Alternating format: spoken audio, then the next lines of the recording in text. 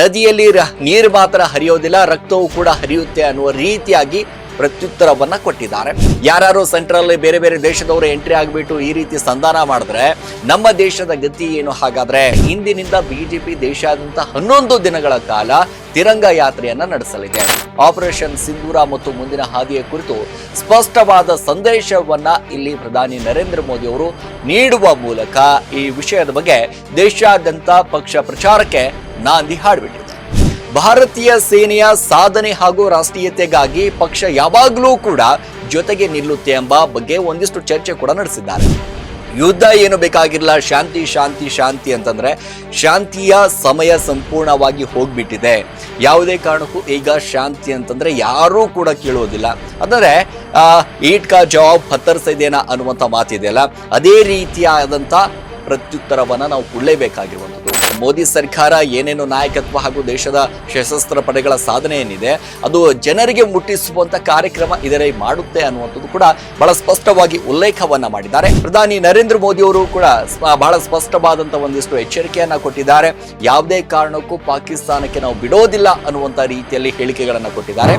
Hi hello ನಮಸ್ಕಾರ, speed news ನ ವಿಶೇಷ ಕಾರ್ಯಕ್ರಮಕ್ಕೆ ಸ್ವಾಗತ. ನಾನು ಸಿರಾಜ್ ವಾಲಿಕಾರ್. ಭಾರತ ಮತ್ತು ಪಾಕಿಸ್ತಾನ ಸಂಘರ್ಷದಲ್ಲಿ ಕದನ ವಿರಾಮ ಘೋಷಣೆ 2 ದಿನಗಳ ನಂತರ ಸೋಮವಾರ ರಾತ್ರಿ ಪ್ರಧಾನಿ ನರೇಂದ್ರ ಮೋದಿ ಅವರು ರಾಷ್ಟ್ರವನ್ನ ಉದ್ದೇಶಿಸಿ ಮಾತನಾಡಿದ್ರು. ಸಂಪೂರ್ಣವಾಗಿ ಭಾಷಣ ಕೇಳೋದಕ್ಕೆ ಸಾವಿರಾರು ಲಕ್ಷಾಂತರ ಜನ ಕಾಯ್ತಾ ಇದ್ರು.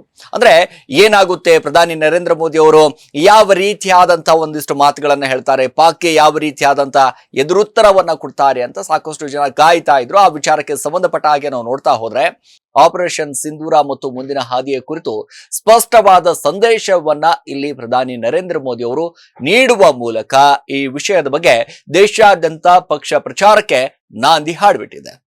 ನೋಡಿ, ಇಂದಿನಿಂದ ಬಿಜೆಪಿ ದೇಶಾದ್ಯಂತ 11 ದಿನಗಳ ಕಾಲ ತಿರಂಗ ಯಾತ್ರೆಯನ್ನ ನಡೆಸಲಿದೆ. ನೋಡಿ, ಯಾವಾಗ ಈ ಸಂಘರ್ಷ ಆಗ್ಬೇಕು, ಘರ್ಷಣೆ ಆಗ್ಬೇಕು ಅನ್ನುವಂತ ಲೆಕ್ಕಾಚಾರದಲ್ಲಿ ಎಲ್ಲರೂ ಕೂಡ ಮಾತಾಡ್ತಾ ಇದ್ರು. ಅದಂದ್ರೆ ಕದನ ವಿರಾಮ ಆದ ನಂತರ ರಾಜಕೀಯ ನಾಯಕರುಗಳು ಒಂದಿಷ್ಟು ಹೇಳಿಕೆಗಳು, ಆರೋಪ ಪ್ರತ್ಯಾರೋಪ ಸಹಜವಾಗಿ ನಡೀತಾ ಇತ್ತು. ಅಂತಂದ್ರೆ ಯಾರು ಸೆಂಟ್ರಲ್ ಬೇರೆ ಬೇರೆ ದೇಶದವರು ಎಂಟ್ರಿ ಆಗಿಬಿಟ್ಟು ಈ ರೀತಿ ಸಂಧಾನ ಮಾಡಿದ್ರೆ ನಮ್ಮ ದೇಶದ ಗತಿ ಏನು? ಹಾಗಾದ್ರೆ ನಮ್ಮ ದೇಶದ ಮೇಲೆ ಇಟ್ಟಿರುವಂತ ಹೋಪ್ ಏನ್ ಆಗಬೇಕು ಅಂತ ಎಲ್ಲರೂ ಕೂಡ ಮಾತಾಡ್ಕೊಳ್ತಾ ಇದ್ರು. ಆ ವಿಚಾರಕ್ಕೆ ಸಂಬಂಧಪಟ್ಟ ಹಾಗೆ ಪ್ರಧಾನಿ ನರೇಂದ್ರ ಮೋದಿ ಅವರು ಒಂದಿಷ್ಟು ನೇರವಾದ ಸಂದೇಶವನ್ನ ಕೊಟ್ಬಿಟ್ರು ನಿನ್ನೆ. ಅಂತಂದ್ರೆ ಕೇವಲ ನದಿಯಲ್ಲಿ ನೀರು ಮಾತ್ರ ಹರಿಯೋದಿಲ್ಲ, ರಕ್ತವೂ ಕೂಡ ಹರಿಯುತ್ತೆ ಅನ್ನುವ ರೀತಿಯಾಗಿ ಪ್ರತ್ಯುತ್ತರವನ್ನ ಕೊಟ್ಟಿದ್ದಾರೆ. ಸೊ ಯಾವಾಗ ಆಪರೇಷನ್ ಸಿಂಧೂರ 2.0 ಮತ್ತೆ ಆರಂಭ ಆಗುತ್ತಾ, ಮತ್ತೆ ನಡೆಯುತ್ತಾ ಅನ್ನುವಂತ ಲೆಕ್ಕಾಚಾರದಲ್ಲಿ ಎಲ್ಲರೂ ಕೂಡ ಮಾತಾಡ್ಕೊಳ್ತಾ ಇದ್ದಾರೆ. ನಿನ್ನೆ ಮಾತಾಡುವಂತ ಸಂದರ್ಭದಲ್ಲಿ ಎಲ್ಲರೂ ಕೂಡ ಅಂತಂದ್ರೆ ಪ್ರತಿಯೊಬ್ಬ ನಾಯಕರುಗಳು ಕೂಡ ಹೇಳಿಕೆಗಳನ್ನ ಕೊಡ್ತಾ ಇದ್ರು. ಅದರ ಜೊತೆಗೆ ನಿನ್ನೆ ಬಹುದೊಡ್ಡ ಒಂದು ಮೀಟಿಂಗ್ ಇತ್ತು. ಆ ಮೀಟಿಂಗ್ ನಲ್ಲಿ ಏನೆಲ್ಲವೂ ಕೂಡ ಆಯ್ತು ಅಂತ ನಾವು ನೋಡ್ತಾ ಹೋದಾಗ ನಮ್ಮ ಸೈನ್ಯದ ಬಲವನ್ನ ಎಷ್ಟಿದೆ, ಏನ್ ಕತೆ ಅನ್ನೋದ್ರ ಬಗ್ಗೆ ಸಂಪೂರ್ಣವಾಗಿ 4 ಕಮಾಂಡರ್ ಒಂದಿಷ್ಟು ವಿವಿಧ ಅಂತಂದ್ರೆ ಅವ್ರದೇ ಆದಂತ ರೀತಿಯಲ್ಲಿ ಹೇಳಿಕೆಗಳನ್ನ ಕೊಟ್ರು. ಅದೆಲ್ಲವೂ ಕೂಡ ಆದ ನಂತರ ಬಿಜೆಪಿಯಿಂದ ಇದೀಗ ಮತ್ತೊಂದು ಕಾರ್ಯ ಆರಂಭ ಆಗಿರುವಂತದ್ದು ಏನಪ್ಪಾ ಅಂತಂದ್ರೆ ಇಂದಿನಿಂದ ಬಿಜೆಪಿ ದೇಶಾದ್ಯಂತ 11 ದಿನಗಳ ಕಾಲ ತಿರಂಗ ಯಾತ್ರೆಯನ್ನ ನಡೆಸಲಿದೆ. ಅಂದ್ರೆ ಆಪರೇಷನ್ ಸಿಂಧೂರ ಯಶಸ್ವಿಯಾಗಿರುವ ಕಾರಣಕ್ಕೆ ದೇಶಾದ್ಯಂತ ಮೇ 13ರಿಂದ 23ರವರೆಗೆ ತಿರಂಗ ಯಾತ್ರೆಯನ್ನ ಹಮ್ಮಿಕೊಳ್ಳುವುದಾಗಿ ಬಿಜೆಪಿ ಒಂದ್ ಕಡೆ ಘೋಷಣೆ ಮಾಡಿಬಿಟ್ಟಿದೆ.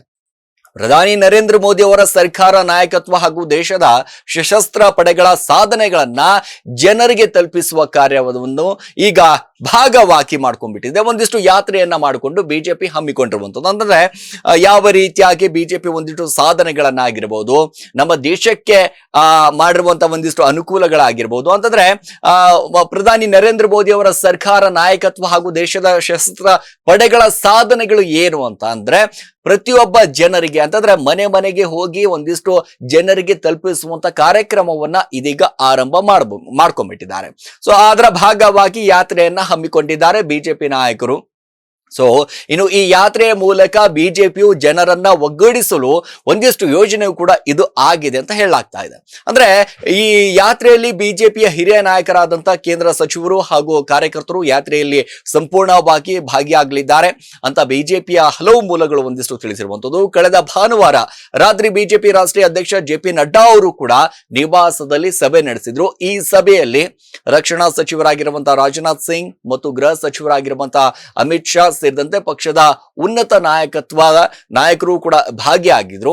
ಆಪರೇಷನ್ ಸಿಂಧೂರ ಬಗ್ಗೆ ಪಕ್ಷದ ಹಿರಿಯ ನಾಯಕರು ಚರ್ಚೆಯನ್ನ ನಡೆಸಿದ್ದಾರೆ.